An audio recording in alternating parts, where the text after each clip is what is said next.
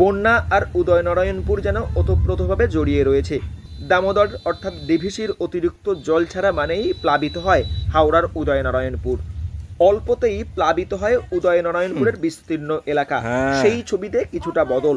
দামোদরের পশ্চিম পাড়ের কংক্রিটের বাঁধ এবং বাঁধের উচ্চতা বৃদ্ধি পাবার ফলে সেই আশঙ্কা কিছুটা কম হয়েছে।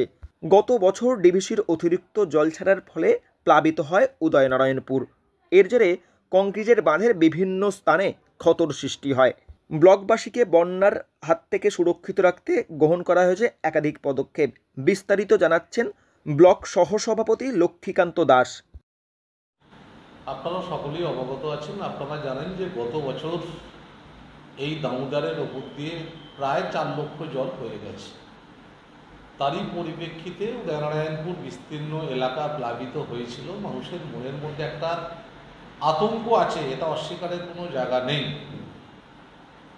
গত বছর বন্যার পর মাননীয় মুখ্যমন্ত্রী মমতা বন্দ্যোপাধ্যায় খুব দায়িত্বের সঙ্গে বিষয়টাকে মোকাবিলা করেছেন। গত বছর বন্যায় যে সমস্ত কৃষকদের ক্ষতি হয়েছিল তাদের শস্য বীমার মধ্যে দিয়ে ক্ষতিপূরণ যেমন কৃষকদের হাতে তুলে দিয়েছেন। মরশুমের শুরু থেকেই নিম্নচাপ, টানা অতিবৃষ্টি, তার জেরেই ডিভিসি জল ছাড়ছে দফায় দফায়। ইতিমধ্যেই বাংলার বেশ কিছু স্থান প্লাবিত হয়েছে ডিভিসির জলে। তবে এখনো পর্যন্ত সুরক্ষিত রয়েছে হাওড়ার উদয়নারায়ণপুর। উদয়নারায়ণপুরের মানুষ সুরক্ষিত থাকার যে অন্যতম কারণ হলো পশ্চিম পাড়ের কংক্রিটের বাঁধ। তবে গতবার অতিরিক্ত জল ছাড়ার ফলে এই বাঁধ ক্ষতিগ্রস্ত হয়। সেই সমস্ত স্থানকে ইতিমধ্যেই উপযুক্ত ব্যবস্থা গ্রহণ করে মেরামতি করা হয়েছে। তার সাথে কোন জায়গায় ড্যামেজ হয়েছিল, তো সেই জায়গাগুলো আমাদের এলাকার উন্নয়নের কারিগর সমীর কুমার পাজা মহাশয় সবটাই মাননীয় মুখ্যমন্ত্রী মমতা বন্দ্যোপাধ্যায়ের কাছে প্রস্তাব আকারে তুলে ধরেছিলেন, সেচ দপ্তরের কাছে প্রস্তাব আকারে তুলে ধরেছিলেন।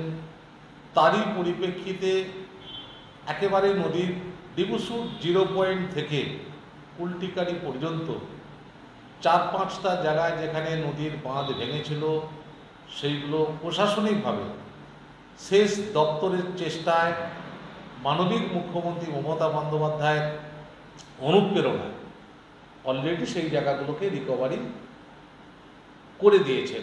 উদয়নারায়ণপুর ব্লকের ডিভিসুর 0 পয়েন্ট থেকে দামোদরের পশ্চিম পাড়ের বাঁধ, সেই বাঁধে একাধিক স্থানে গত বছর ক্ষতিগ্রস্ত হয়। সেই সমস্ত স্থান চিহ্নিত করে বর্ষার আগেই মেরামতির কাজ শুরু হয়েছে ইরিগেশন দপ্তরের পক্ষ থেকে। এর পাশাপাশি ব্লক প্রশাসন এবং স্থানীয় বিধায়ক সমীর কুমার পাঁজার নজরদারি প্রতিনিয়ত, এমনটাই জানালেন ব্লক সহসভাপতি। পশ্চিম পাড়ের বাঁধ কংক্রিট হওয়া এবং বাঁধের উচ্চতা কিছুটা বৃদ্ধি হওয়ার ফলে এই বর্তমান সময় উদয়নারায়ণপুর ব্লকের মানুষ অনেকটাই সুরক্ষিত এবং নিশ্চিন্ত। তবে স্থানীয় প্রশাসন তৎপরতার সঙ্গে নজরদারি করছে যাতে মানুষকে সুরক্ষিত রাখা যায়, জানান ব্লক সহসভাপতি।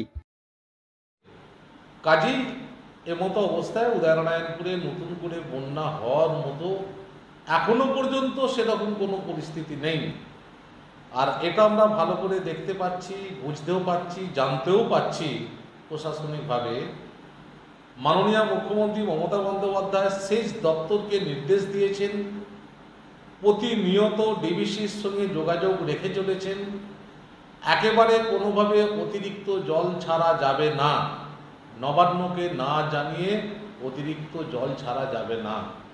কোনো কারণে বন্যা পরিস্থিতি তৈরি হলে ব্লকের মানুষকে সুরক্ষিত রাখতে ইতিমধ্যেই সমস্ত রকম ব্যবস্থা গ্রহণ করা হয়েছে বলেই জানান তিনি।